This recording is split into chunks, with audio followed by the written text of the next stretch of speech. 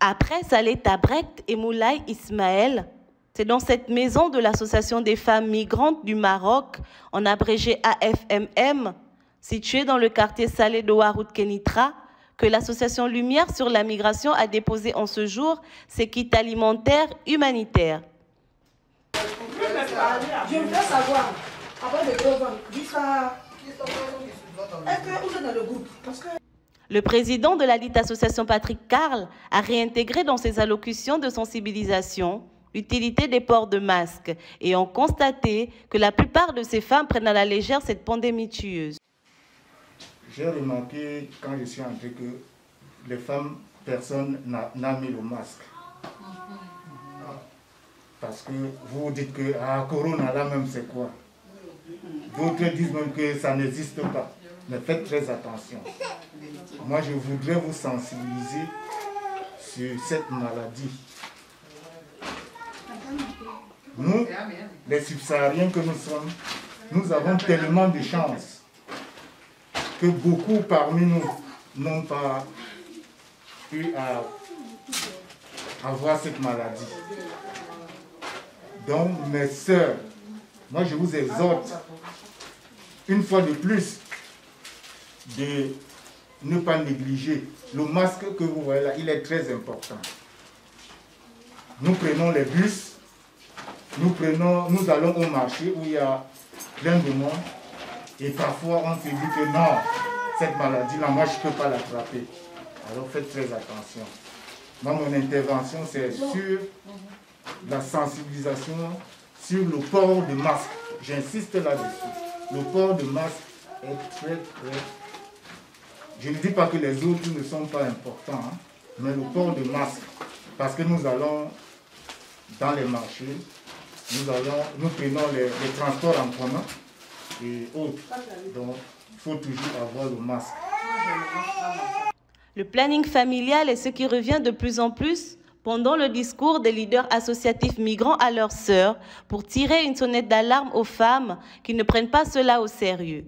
Il est bien de faire les enfants, mais il est encore mieux de penser à leur avenir, sachant que nous sommes dans un pays où le chômage et le taux d'analphabétisation parmi nos enfants sont très élevés, a martelé le secrétaire général de ALECMA, M. Camara. Donc, restez unis, essayez toujours d'être exemplaires.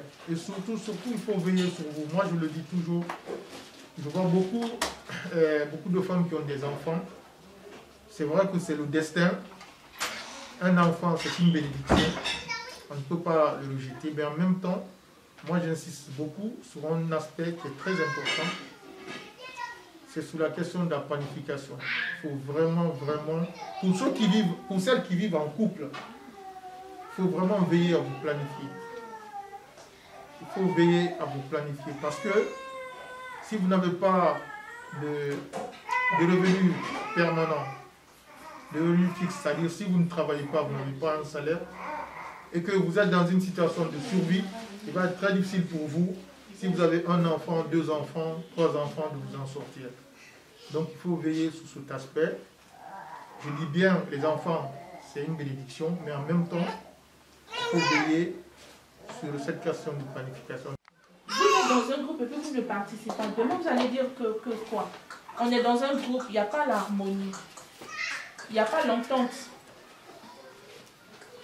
Donc le groupe, ce n'est pas seulement venir partager des kits, mais il y a aussi les activités qu'on doit mener. On veut aller par exemple découvrir tel endroit. On veut par exemple se distraire, parce que le Maroc, ça bousille la tête. Quand tu réfléchis toute la semaine, comment tu n'as pas eu à manger, comment tu n'arrives pas à payer. Le regroupement entre vous de temps en temps est très important car il vous permet de vous partager des expériences et garder la chaleur de vos pays d'origine pour ne pas sombrer dans le stress et la dépression dans ce pays dont nous connaissons tous ses difficultés, a insisté le président. Tout ce qu'elle a dit, je suis à 100% d'accord avec elle. Parce que le Maroc, c'est un pays stressant. Si vous voulez vivre au Maroc étant renfermé, vous risquez d'avoir un AVC. Donc il faut faire très attention.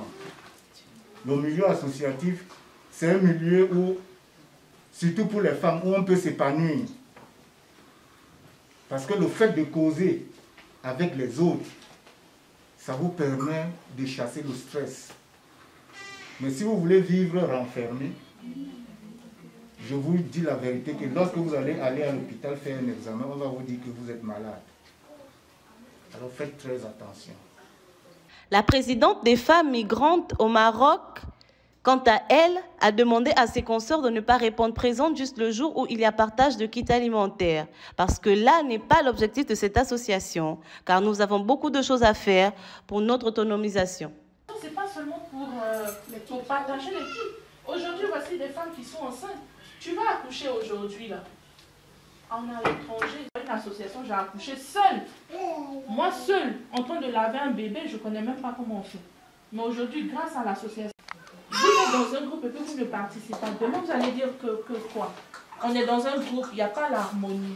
Je remercie aussi également mes femmes, les membres du bureau, tout et tout, parce que ce n'est pas facile, franchement, pour créer une association. Parce que l'association, entre les femmes d'abord, il y a plusieurs paramètres dedans. Souvent, tu appelles les femmes pour des activités, elles ne viennent pas. Mais quand il s'agit des partages, comme ce matin, nous tous, nous avons eu à parler sur ces femmes-là. Je crois que la prochaine fois, ils vont changer. Moi, mon souhait, c'est que l'association va de l'avant. L'association, c'est l'association des femmes immigrantes au Maroc, qui est actuellement une chose comme on l'appelle à Doha. Donc, un ouf de soulagement pour la plupart de ces bénéficiaires qui implorent Dieu de bénir les membres de l'association Alekma qui ont toujours répondu présent à leur appel.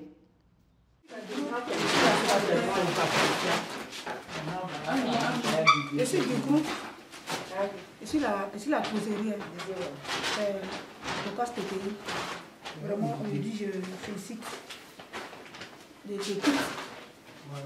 Et ça, en tout cas, ça nous fait du bien. tout le monde a Ça permet d'aider les femmes dans nos maisons. Et ça permet aussi des nouvelles femmes aussi, pour les attirer aussi. Voilà. Parce que c'est ça aujourd'hui, vous avez vu là. C'est quand il y a les titres, c'est quand il y a les titres, elles viennent. Voilà, dans ça, nous aussi on profite pour les connaître et dans ça aussi on profite aussi pour les mettre aussi dans le groupe. Donc vraiment, je suis ravie, je suis contente que ça vienne toujours. Je bénis Dieu pour nos présidentes et nos présidents aussi. Moi, je suis Matété Linda, je suis la secrétaire de l'association. Je tiens à remercier déjà nos devanciers, nos parents, pour les dons qu'ils nous ont fait aujourd'hui. Ici au Maroc, c'est vraiment pas évident le fait de déjà permettre à d'autres femmes, à d'autres personnes de pouvoir avoir des kits. Donc, je tiens à les remercier du fond du cœur pour ce qu'ils font pour nous, jour et nuit. Et en ce qui concerne l'association, ça nous amène en fait à avoir d'autres femmes, de pouvoir communier, de pouvoir partager. Certes, aujourd'hui, c'est les kits qu'on a partagés, mais on a aussi d'autres activités. Donc, déjà du soutien de nos devanciers. En toute chose, ils sont avec nous, que ce soit pour nos activités qui n'ont rien à voir avec le partage de dons, ils sont avec nous. Donc, je tiens à vous dire encore une fois merci pour tout ce que vous faites pour l'association, pour tout ce que vous faites pour les femmes de Doha. Donc, je suis vraiment contente de ce qui a eu lieu aujourd'hui. Que Dieu même leur donne la force pour pouvoir faire ce travail. Parce que quand tu fais une association, quand il n'y a pas Dieu dedans, c'est pas bon. Ce monsieur-là, il est du Dieu. C'est Dieu qui l'a envoyé. Il est venu en mission. Au Maroc, ici, il n'est pas venu ici en vain. C'est Dieu qui l'a envoyé ici. Dieu veut passer par lui pour aider les gens, pour aider les démunis. C'est pour ça que Dieu l'a envoyé ici. Il est en mission au Maroc ici. Donc, je bénis le nom du Seigneur Jésus-Christ de Nazareth. L'objectif de la plupart des associations migrantes au Maroc aujourd'hui n'est pas de passer le temps à distribuer aux migrants des kits alimentaires ou vestimentaires. La vulnérabilité et la précarité de la plupart de ces migrants sont connues aux yeux de tous, mais il y en a beaucoup parmi eux qui sont porteurs des projets d'autonomisation. Sauf que Le seul financement que perçoit la majorité de ces associations des migrants sont orientés dans une politique de dépendance. C'est pourquoi nous profitons ici pour lancer un appel aux bailleurs de fonds de leur apprendre à pêcher que de leur donner du poisson.